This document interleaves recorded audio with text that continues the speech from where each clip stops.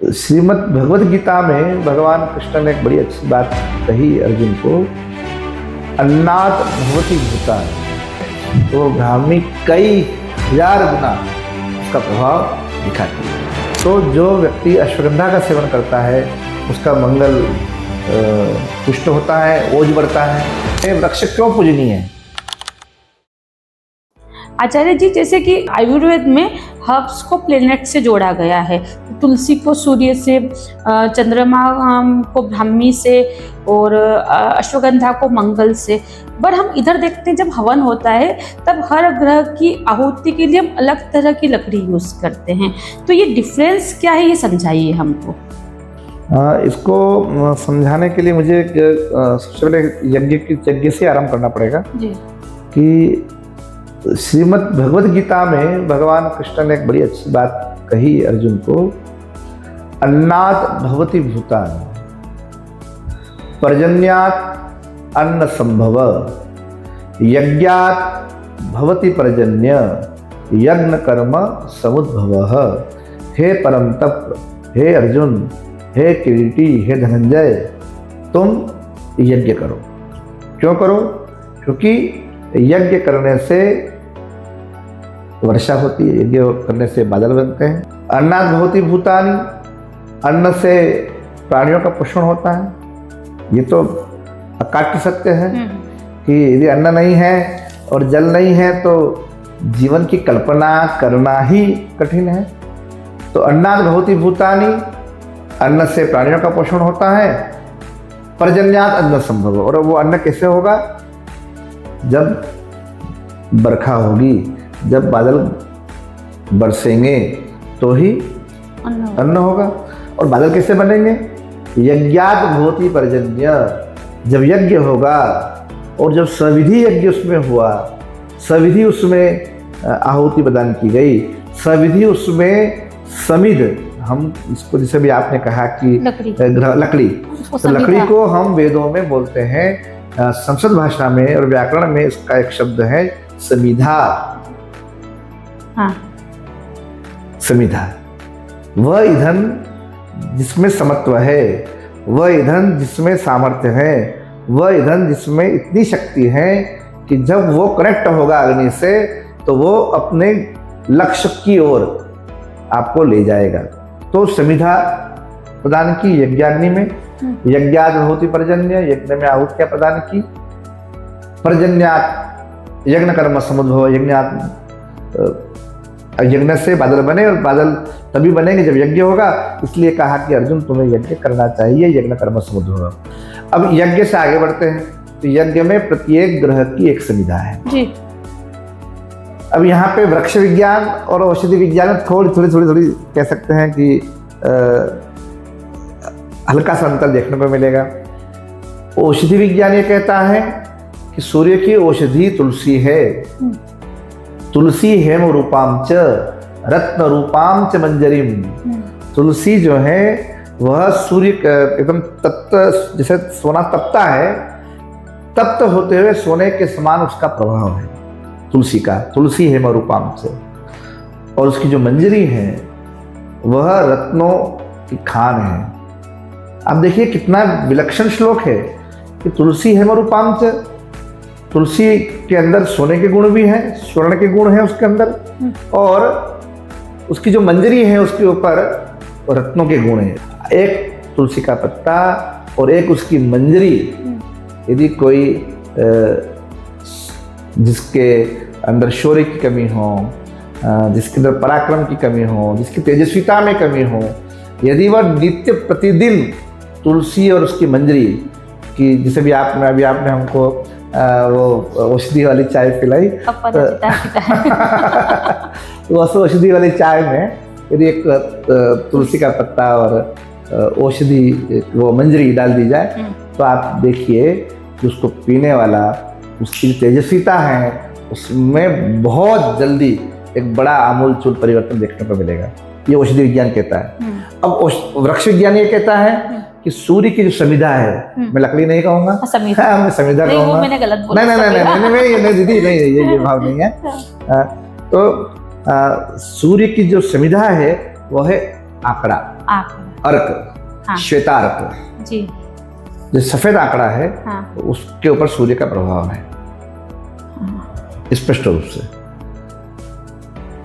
यदि आपने देखा होगा कि प्राचीन जब ये वैद्य चिकित्सा करते थे जी, तो उन्हें चोट लग जाया करती थी, या तो वे आंकड़े के पत्ते बांध करके, स्वेलिंग आ गई है, सूजन आ गई है, तो आंकड़े के पत्ते बांध दिया करते थे जिससे कि वो स्वेलिंग उतर जाए, सूजन उतर जाए। तो वो सूर्य का प्रभाव उनके अंदर है, नैसर्गिक गुण है आंकड़े के अंदर। एक और माना गया है कि आंकड़े के पत्तों के बीच में, देखिए बहुत इंटरेस्टिंग बात भी है, आपके इस चैनल के माध्यम से मैं अपने आपके दर्शकों से भी बात साझा कर रहा हूँ। दीदी, मैं जिस क्षेत्र में काम करता हूँ आपने सुना ही है कि मैं झाबुआ जिले में भी मेरा कार्य क्षेत्र है, तो वहाँ के जो वनवासी भाई बहन हैं वे दाल पानिया बनाते हैं। हाँ। तो जब पानिया बनता है वो आंकड़े के पत्तों के बीच में, मकई के आटे को वो पूरा बना करके, लोया बना करके उस आंकड़े के पत्तों के बीच में उसको रखा जाता है, फिर उसको सेका जाता है, कंडे पे सेकते हैं। तो और फिर उसके बाद जो भोजन, मतलब स्वादिष्ट होता ही, वो तो भोजन का विषय हो गया। लेकिन अब उसके मूल विषय में चले जाते हैं। तो आंकड़े के पत्तों में जब मकई के आटे को रख करके जब सेक दिया जाता है तो उसका जो प्रभाव है वो सीधा उस खाने वाले पे ये पड़ेगा कि उसके शौर्य पराक्रम में तो वृद्धि होती ही है, उसकी कार्य क्षमता बढ़ जाती है। अब देखा होगा कि वनवासी लोग घंटों काम किया करते हैं, घंटों मेहनती होते हैं, वो सुबह से लेकर के रात तक बिल्कुल अच्छा परिश्रम में लगे रहते हैं, फिर भी वो उसी उत्साह के साथ अगले दिन फिर काम पे आ जाते हैं। तो कहीं ना कहीं सूर्य का प्रभाव, वो जिस अन्न को वे खा रहे हैं वो अपरोक्ष रूप से सूर्य से प्रभावित हो रहा है। तो ये हो गया आंकड़े का प्रभाव। तो सूर्य की संविधा हो गई आंकड़ा। अब चलते हैं चंद्रमा के लिए। तो औषधि विज्ञान कहता है कि चंद्रमा की जो औषधि है वो ब्राह्मी है, सोमरस है जी। जो बच्चे पढ़ाई में थोड़े कमजोर हैं या एकदम उतनी ऊर्जा से वो अपने कक्षाओं में परिणाम नहीं ला पा रहे हैं, या ये कहें कि उनमें स्मरण शक्ति उतनी नहीं है, स्मरण शक्ति कमजोर हो रही है, तो वे उन्हें ब्राह्मी का सेवन करना चाहिए, ब्राह्मी के रस का सेवन करना चाहिए। ब्राह्मी पीने से बुद्धि कुशाग्र होती है, और ब्राह्मी पीने का भी एक नियम है। विज्ञान क्या मानता है मुझे नहीं मालूम, लेकिन आयुर्वेद विज्ञान और वेद विज्ञान ये मानता है कि माघ मास में, जब माघ का महीना हो तो माघ मास में आकंठ जल में, कंठ तक जल हो, अच्छा, जल सरोवर में या नदी में, नदी के किनारे जल सरोवर में इतना आकंठ जल खड़े हो जाए, और तब ब्राह्मी का सेवन जब करते हैं तो ब्राह्मी कई हजार गुना उसका प्रभाव दिखाती है। ये पूर्ण प्रामाणिक है, पूर्ण प्रामाणिक प्रयोग है। अच्छा। तो ब्राह्मी का सेवन उस प्रकार करना चाहिए। तो औषधि विज्ञान मानता है कि चंद्रमा का प्रभाव ब्राह्मी के ऊपर है, और वृक्ष विज्ञान ये मानता है कि चंद्रमा का प्रभाव पलाश के ऊपर भी है जी। वो पलाश समिधा रहते हैं। पलाश समिधा से आहुति प्रदान करने से चंद्रमा की प्रसन्नता तो होती ही है, व्यक्ति के अंदर जो शांत प्रवृत्ति उसकी बने, और उच्च पद की जो अभिलाषा है, उच्च पद की जो आकांक्षा है उसकी, यदि वो पलाश की समिधा को घी में भिगो करके चंद्रमा के मंत्र से यदि आहुति प्रदान करता है तो उसकी उच्च पद प्राप्ति की आकांक्षा निसंदेह पूर्ण होती है। यह वृक्ष विज्ञान का कथन है। ज्योतिष भी इसको पूर्ण रूप से मान्यता देता है। अब आते हैं मंगल के ऊपर। तो मंगल का प्रभाव जो है वह अश्वगंधा के ऊपर है जी। मंगल, जैसा मैंने बताया कि मंगल देवताओं का सेनापति है, मंगल लीडरशिप देता है, नेतृत्व करने की क्षमता प्रदान करता है, और अश्वगंधा को और मंगल का जो शरीर के ऊपर प्रभाव है, शरीर पे कहीं चोट लग जाए, शरीर पे कहीं कट का निशान लग जाए, ये मंगल के दुष्प्रभाव के कारण होता है। तो जो व्यक्ति अश्वगंधा का सेवन करता है उसका मंगल पुष्ट होता है, ओज बढ़ता है, पराक्रम शक्ति उसकी बढ़ती है अश्वगंधा का सेवन करने से। और मंगल वृक्ष विज्ञान के दृष्टिकोण से मंगल की जो संविधा है वह है खदीर, जिसको मालवी भाषा में हम कहते हैं खेरिया। हाँ खेरिया जी जी। और आपने देखा होगा कि कत्था जो होता है ना, कत्था, हाँ। तो कत्था उसी खदीर से निकलता है। हाँ। खदीर का जो अंदर का पका हुआ भाग है वही कत्था है, इसीलिए वो लाल रंग का होता है। जी। तो खदीर की संविधा को घी में भिगो करके जब आहुति प्रदान करते हैं तो मंगल उससे पुष्ट होता है। अब चलते हैं बुध के ऊपर। तो बुध औषधि विज्ञान के दृष्टिकोण से बुध का प्रभाव शंख पुष्पी के ऊपर है। शंख पुष्पी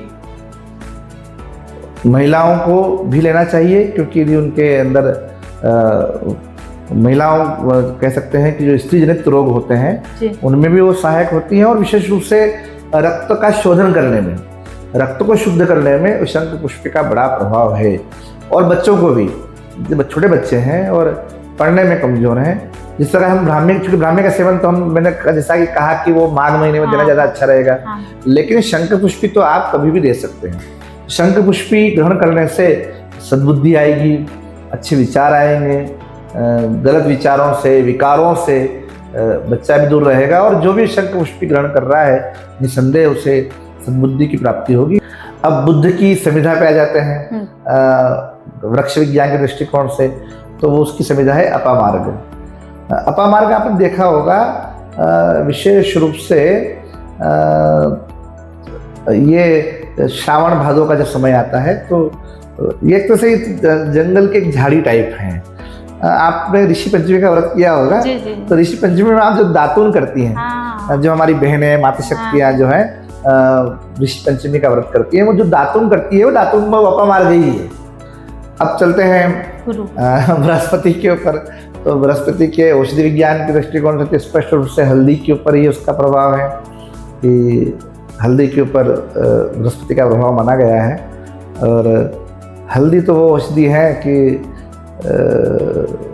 वो भलाई करती है, चाहे वो भोजन में डाली जाए तभी भला करती हैं, वो चाहे दूध में डाल करके पी जाए या कहीं घाव लग जाए, चोट लग जाए। हमारे दादा दादी, नाना नानी, उनका जो नुस्खा होता था वो एक ही होता था कि कहीं चोट लग जाए तो दवाई मिले ना मिले तुरंत हल्दी डाल दो, तो कम से कम। तो आज देखिए कितना गुणधर्म उसका रहा होगा, तो कि हल्दी के स्पर्श मात्र से कितना भी रक्त प्रभाव हो रहा वो रुक जाता है।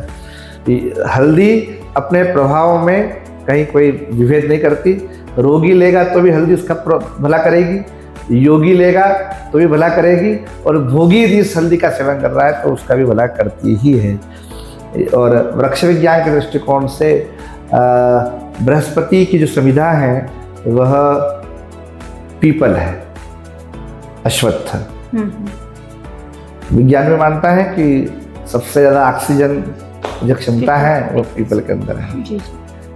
प्राणवायु, प्राण देने की क्षमता जीवात्माओं के लिए, जीवधारियों के लिए निर्बाध रूप से पीपल जो है प्रभावित करता है। फिर आते हैं शुक्र के ऊपर। शुक्र का औषधि विज्ञान के दृष्टिकोण से शुक्र की जो औषधि है वो शतावरी है। और शतावरी, चूंकि शुक्र का मैंने जैसे बताया कि वह आरंभ में बताया था, गुणधर्म बताया था शुक्र का, कि शुक्र जो है वो मोह, शोक, एकदम सौंदर्य और इन सब में वृद्धि में, इन सब के शोक में बड़ा रुचि उसकी होती है, जातक की, साधक की। और शुक्र की कमजोरी के कारण जो है निसंदेह कि व्यक्ति का तेज जो है वो क्षीण हो जाता है, और जिनका शुक्र अच्छा है उनके तेज में वृद्धि होती है, उनका सौंदर्य बढ़ता है। तो शतावरी का सेवन करने से उनके ओज में, उनके तेज में वृद्धि होती है, और उनका शुक्र जो है वो पुष्ट होता है। और शुक्र पुष्ट होगा तो वो चाहे वो निजी जीवन में तो वो प्रभावित करता ही है, साथ ही साथ वो सामाजिक जीवन में भी एक, हम कहते हैं ना कि कोई व्यक्ति थका मांदा दिख रहा है, लेकिन मेरा मानना है कि ज़्यादा आप तो, क्योंकि आप तो एसडी हर्ब से जुड़ी हुई हैं और इसको प्रमोट कर रही हैं, तो आप तो जानती ही हैं कि शतावरी का सेवन करने वाले जो हैं वो ऑल टाइम एकदम एक्टिव रहते हैं, ये इसका प्रभाव है। और शुक्र की जो संविधा है वह है औदुंबर, गुलर, सामान्य भाषा में कहते हैं गुलर। गुलर की संविधा से हम लोग शुक्र का याग करते हैं। गुलर के वृक्ष पर छोटे छोटे फल आते हैं। कभी आपने देखा होगा, कभी आप देखिएगा, इसको इसे ऑब्जर्व करिएगा कि गुलर का जो वृक्ष होता है उसमें पंछी बहुत आते हैं, बहुत आकृष्ट होते हैं, उसके फलों को खाते हैं, उसके फल उनके लिए गुणकारी होते हैं। तो गुलर की संविधा में आकर्षण क्षमता है, गुलर के वृक्ष में आकर्षण शक्ति है। वो पंछियों को, वो पक्षियों को, वो जीवों को अपनी ओर आकर्षित करता है। और उसकी जो संविधा है उसका याग करने से व्यक्ति के स्वभाव में आकर्षण बढ़ता है, साथ ही साथ वो जिस लक्ष्य को लेकर के चला है वो उस लक्ष्य प्राप्ति में वो सफल भी होता है। फिर आते हैं हम शनि के ऊपर। शनि वृक्ष विज्ञान के दृष्टिकोण से शनि के लिए जो औषधि है वो तिल को हम मान्यता देते हैं। तिल जो होता है, चाहे वो श्वेत तिल हो या कृष्ण तिल हो, काला तिल हो, औषधि विज्ञान मानता है कि तिल का के ऊपर जो है वो शनि का प्रभाव है। या ये कहे कि जितनी भी जिनसे तेल निकलता है, जैसे सोयाबीन भी हो गई, आपका सरसों हो गया, तो सरसों भी इसी औषधि में ही आती है जी। तो इनके ऊपर जो है शनि का प्रभाव है। और शनि के इस औषधि के सेवन करने से शरीर के ऊपर शरीर चमकता है, स्निग्धता जो बढ़ती है वो शनि के प्रभाव से बढ़ती है। और वृक्ष विज्ञान, वेद विज्ञान ये मानता है, ज्योतिष विज्ञान मानता है कि शनि की जो संविधा है वो शमी है। नीलांजन समाभासम रविपुत्रम यमाग्रजम छाया मार्तंड संभूतम तम नमामि शनिश्चरम। शनि की संविधा है शमी। यदि आप किसी वृक्ष पर भरोसा कर सकते हैं तो शनि पर भरोसा कर सकते हैं। क्यों भरोसा कर सकते हैं, अब इसको मैं पौराणिक विश्लेषण से भी बताने का प्रयास करूंगा। हमारे सनातन धर्म में तो स्पष्ट रूप से कहा ही गया है कि विजयादशमी के दिन शुभ मुहूर्त में शनि का पूजन करना ही चाहिए। अब चलते हैं राहु के ऊपर। राहु औषधि विज्ञान की दृष्टिकोण से अलग अलग व्याख्या हो सकती है उसकी, लेकिन यहाँ में हम द्रव्य रूप में हम ये मानते हैं कि गोमूत्र के ऊपर राहु का बड़ा प्रभाव है। अच्छा। हाँ, जिन भी जातकों को जिनका राहु कमजोर है या राहु के कारण अनुकूलता नहीं है, उनको गोमूत्र का सेवन करना ही चाहिए। अच्छा। गोमूत्र का सेवन करने से राहु जनित जितने दोष हैं उनकी निवृत्ति होती है। और वृक्ष विज्ञान के दृष्टिकोण से दुर्वा जो है उसकी संविधा है, दुर्वा से आहुति होती है। और अब चलते हैं केतु के ऊपर। तो केतु के लिए औषधि जो बताई गई है, औषधि विज्ञान और यहाँ थोड़ा वेद विज्ञान में भी मैं सामंजस्य कर रहा हूँ। पंचगव्य, दूध, दही, घी और गोमूत्र और देसी गाय का गोबर, इनसे बनकर बनता है पंचगव्य। पंचगव्य का प्राशन करने से, सेवन करने से जितने भी केतु जनित विकार हैं, विशेष रूप से जिनको बवासीर की समस्या हो जाती है, उनको पंचगव्य का सेवन करने से उससे राहत मिलती है। तो यह उसका प्रभाव है। और उसकी जो संविधा है वह है कुशा। कुशा को घी में भिगो कर त्याग देने से केतु ग्रह की शांति होती है। इस प्रकार मैंने आपको ये नवग्रहों का औषधियों पे प्रभाव, नवग्रहों का वृक्ष विज्ञान के ऊपर का प्रभाव है, इसको मैंने अपने समझ से बताने का प्रयास किया है। वो दोनों मिलकर मनुष्य जीवन में प्रभाव डालते हुए बताया है आपने। हाँ, कि दोनों का प्रभाव पूर्ण रूप से उनका प्रभाव पड़ता ही है, इसलिए ये पूजनीय भी है। हाँ। और आप ये मान के चलिए कि इन ग्रहों, मैं विशेष रूप से युवाओं से कहूँगा कि हमारे जो सनातन जीवन शैली है उसमें वृक्ष क्यों पूजनीय है। वो केवल ऐसे ही नहीं कि हमने परंपराओं से बस गए और पीपल का पूजन कर लिया, बरगद का पूजन कर लिया, नहीं, ऐसा नहीं है। तुलसी का रोज हम अपनी माता को देखते हैं, हमारी बहन को देखते हैं, हमारे घर के बड़े बुजुर्गों को देखते हैं कि वो तुलसी को जल चढ़ा रहे हैं। तो वो कोई सामान्य बात नहीं है। उनका सीधा सीधा वैज्ञानिक दृष्टिकोण भी है। हर वृक्ष, हर ग्रह का वृक्षों पर प्रभाव है। यहाँ तक की दीदी ये कहें कि हर नक्षत्र का प्रभाव है।